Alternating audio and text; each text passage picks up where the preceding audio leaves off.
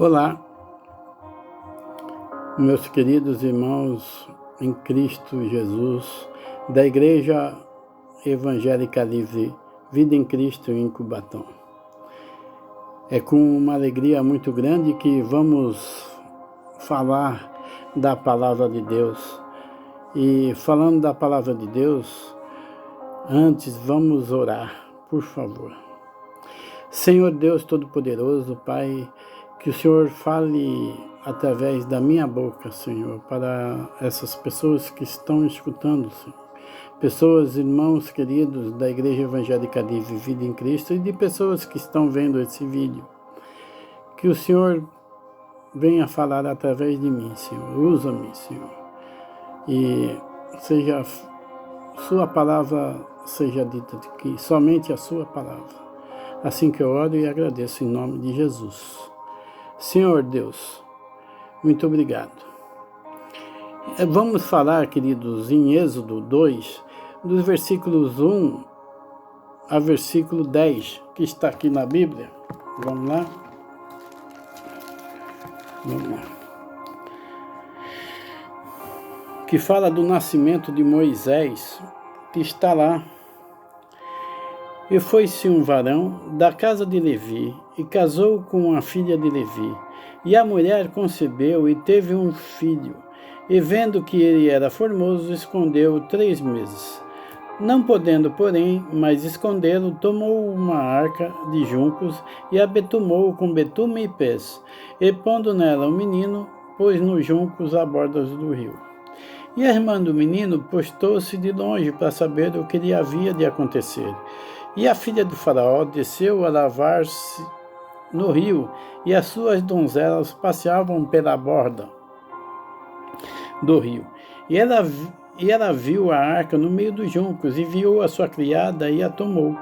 E abrindo-a viu o menino, e eis que o menino chorava. E moveu-se de compaixão dele, e disse: Dos meninos dos hebreus é este. Então disse sua irmã, a filha de Faraó: Irei eu chamar uma ama das hebreias que cria este menino para ti. E a filha de Faraó disse-lhe: Vai. E foi-se a moça e chamou a mãe do menino. Então lhe disse a filha de Faraó: Leva este menino e cria-mo, eu te darei teu salário. E a mulher tomou o menino e criou-o.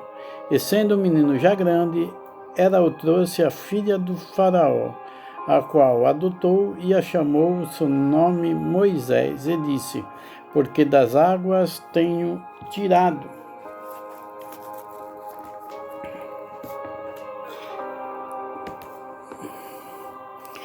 Bem, nós estamos vendo o livro de Êxodo, e essa história começa lá com o faraó, que recebeu a notícia de seus feiticeiros, que diziam que havia um menino que nasceria no povo hebreu, que esse menino, ele livraria o povo do Egito da escravidão.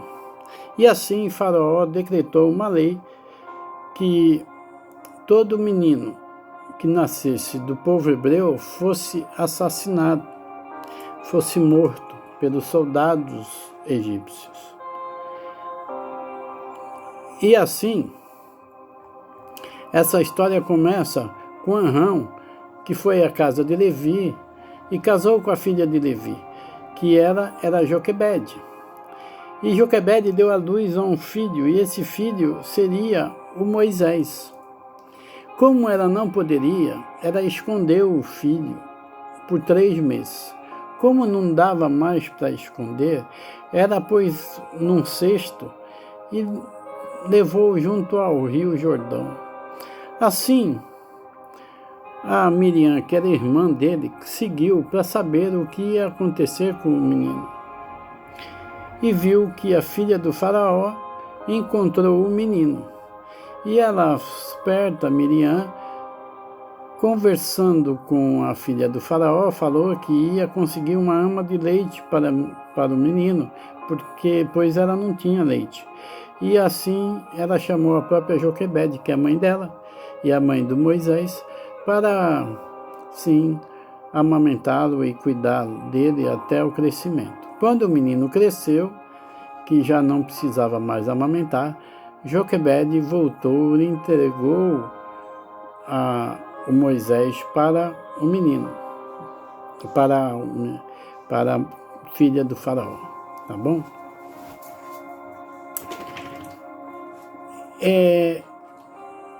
O título em hebraico do livro é Ve'ele Hasmot, que quer dizer que esses são os nomes que esta frase encontra também em Gênesis 46:8, que fala da família de Jacó, que indica que deve ser visto como uma sequência ou uma continuação da saga, assim que veio lá de Gênesis, né?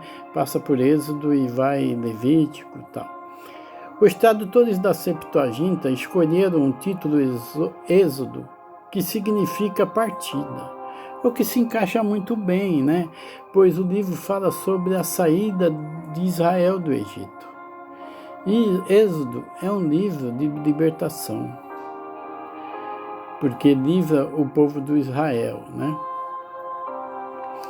E esses versículos servem também para a gente entender que a vontade de Deus sempre será soberana e como Ele livra os seus para cumprir com o seu propósito. Qual era o propósito de Deus com Moisés? Era livrar o povo da escravidão do Egito. A autoria do livro é do mesmo Moisés, que o próprio Jesus cita isso em Marcos 7:10. Vamos lá em Marcos 7:10. Marcos 7:10. Marcos 7, versículo 10. Porque Moisés disse: honra a teu pai e a tua mãe. Quem maldisser ou o pai ou a mãe deve ser punido com a morte. Também em Marcos 12, 26. Vamos lá? Marcos 12, 26. E acerca dos mortos que houverem de ressuscitar, não tendes lido no livro de Moisés, como Deus lhe falou na sarça, dizendo: eu sou o Deus de Abraão, o Deus de Isaque e o Deus de Jacó. Meus queridos irmãos,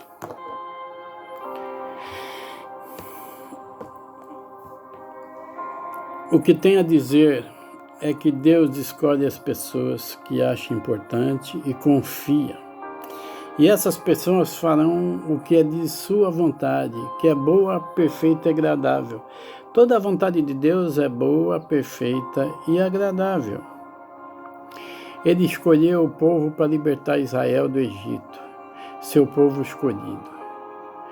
E ele escolheu a mim, a minha família, e a vocês que votaram em mim, para fazer Cubatão uma cidade temente a Deus, ser vista como espelho de Deus neste lugar. Ele sabe o que você vai passar e o que vai aguentar para que seu nome seja exaltado. Você está pronto para isso? Você está pronto para trabalhar, para sofrer na obra missionária de Deus com sua verdadeira força e vontade e fé? Se está, meu querido e minha querida irmã, arregaçaremos nossas mangas juntos, partiremos para proclamar o Evangelho, nome de Jesus Cristo para todas as pessoas. Mesmo em tempos difíceis, nós estamos vivendo tempos difíceis, ainda não podemos nos reencontrar, ficar perto, nos abraçar, coisa que eu gostaria muito hoje em dia, meus queridos irmãos. São tempos difíceis que estamos vivendo.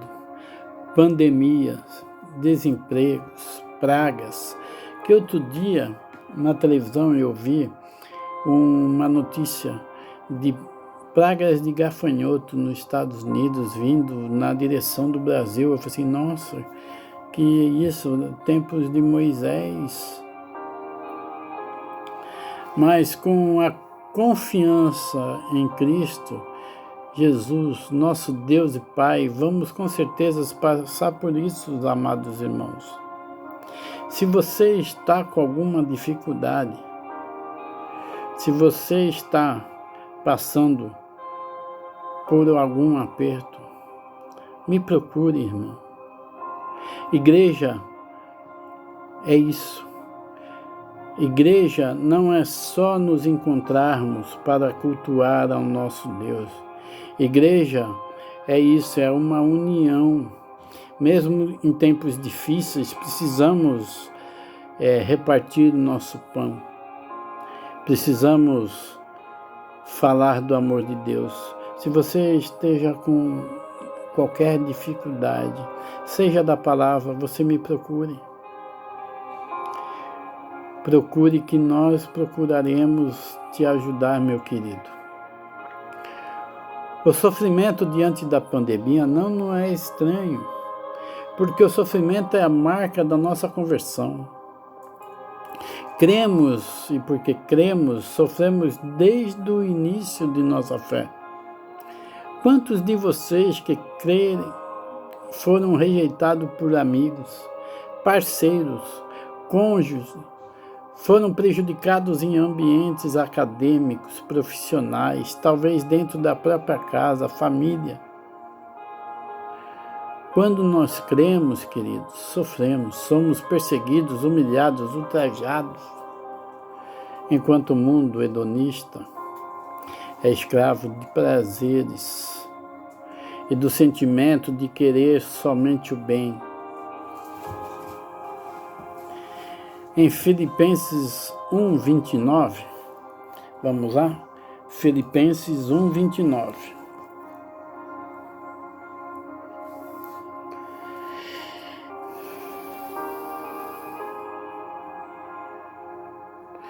Porque a vós vos foi concedido em relação a Cristo, não somente crer nele, como também padecer por ele.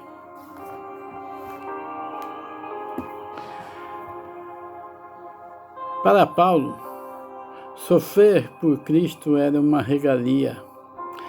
Ele escreve aos Filipenses dizendo que ele não era mais cidadão, que eles não eram mais cidadãos romanos, que ele tinha uma nova cidadania, que eles tinham uma nova cidadania, que eles eram cidadãos dos céus, meus queridos. Nós, quando aceitamos Jesus em nosso coração, nós nos tornamos cidadãos dos céus. Os apóstolos foram açoitados, foram ordenados a não falar em nome de Jesus. Eles encontraram uma alegria sobrenatural que o mundo não entendia.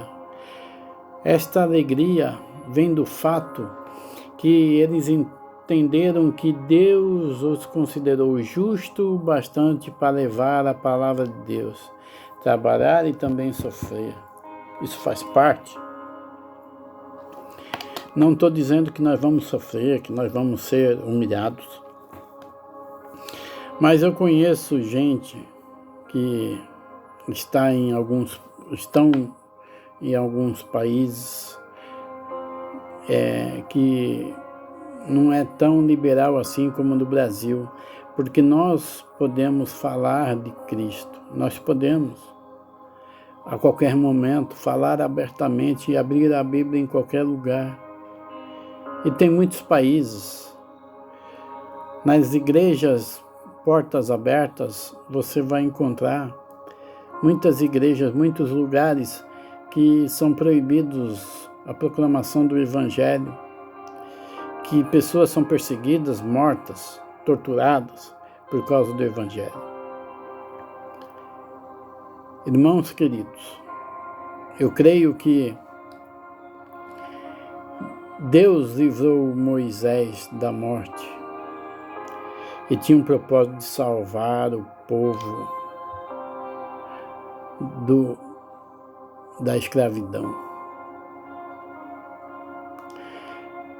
E muitas vezes a gente vê na televisão que isso que a gente vê é o extremo oposto do que costumeiramente pregado pelos teólogos da prosperidade, pela nova teologia coaching, por aquelas pessoas que quando você olha a televisão, as pessoas são bem-sucedidas porque fazem parte de tal igreja, as pessoas têm saúde, têm muita condição financeira, porque eles apelam nisso.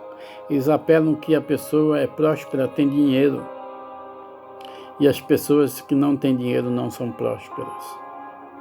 É uma enganação isso, porque isso não está no Evangelho. Aqueles que acreditam que o cristianismo existe para fazer você se sentir bem, que a salvação existe para você poder deitar a cabeça no travesseiro e dormir. E a fé não passa de um simples antidepressivo barato. O que realmente existe, amados, é que nesses momentos difíceis que estamos passando, como a nossa pandemia, serve para que você encontre um caminho, e esse caminho seja ainda mais próximo de Deus, porque Ele é o único caminho. E saber que Deus está contigo em todas as circunstâncias. Não se esqueçam de agradecer a Deus por tudo que estamos vivendo nesses dias, sendo boas ou ruins. Meus queridos irmãos, agradeça a Deus. Seja grato por tudo que Ele tem feito em sua vida. Porque você não está num país perseguido. Talvez esteja, mas seja grato a Deus, porque você pode falar do Evangelho para outras pessoas. Lembre-se que Jesus Cristo não foi obrigado a se entregar, se tornar carne e morrer em nosso lugar e se entregar por nós. Ele mesmo decidiu voluntariosamente se entregar por amor e por sua graça e morrer por nós e nos levar para perto de si, manifestando em sofrimento o que ele sofreu e a sua graça por nós. Por causa disso, irmãos, ele lhe salvou, ele me salvou. Ele salvou você. E aquelas pessoas que aceitaram Jesus estão salvas, porque Ele se entregou na cruz do Calvário para morrer por nós. Ele ressuscitou, irmãos. Ele vive. E Ele quer um motivo para você aceitar a Cristo Jesus. Porque você, meu amigo, é pecador que nem eu. E esse já é um motivo suficiente para Ele desejar que você entregue sua vida a Cristo, assim como eu entreguei. E Ele me transformou, assim como Ele tem transformado a sua vida, que está assistindo, que é cristão. E você que está assistindo, que não é cristão, você tem o privilégio de ter Deus querendo você, querendo que você se entregue a vida a Ele, porque Ele é o único caminho. Irmão querido que está ouvindo aí, você entregue sua vida a Cristo Jesus. Você que ainda não entregou. E você que está afastado, volte a Ele, porque Ele lhe ama. Ele tem um propósito na sua vida. Assim como Ele teve com Moisés, Ele tem um propósito na sua vida, meu irmão. E assim, Ele quer te usar. Deixa Deus te usar. Deixa Deus te usar. E eu vou orar por você, meu irmão. Vou orar por você, minha irmã, que está vendo esse vídeo, que é cristão ou não cristão. Eu vou orar por você. Ó Senhor Deus Todo-Poderoso, que a pessoa que está assistindo esse vídeo agora, Senhor, volte o teu relacionamento contigo, Senhor, e que entregue a sua vida verdadeiramente a Ti, Senhor. Muito obrigado, Senhor, porque temos esse privilégio, Senhor, de conversar contigo, Pai. E esse privilégio, Senhor, de estar andando contigo e o Senhor me transformando assim, transformando a cada uma pessoa que entregou a sua vida a Ele, Senhor. Que a sua vida, Senhor, que está vendo aí esse vídeo, seja uma vida enriquecida com Cristo Jesus. É assim meu desejo, que eu oro e agradeço em nome de Jesus. Amém. Querido, entregue sua vida a Cristo. Deixa Deus te usar. Ele quer te usar para a grande obra do Senhor aqui na terra. Muito obrigado.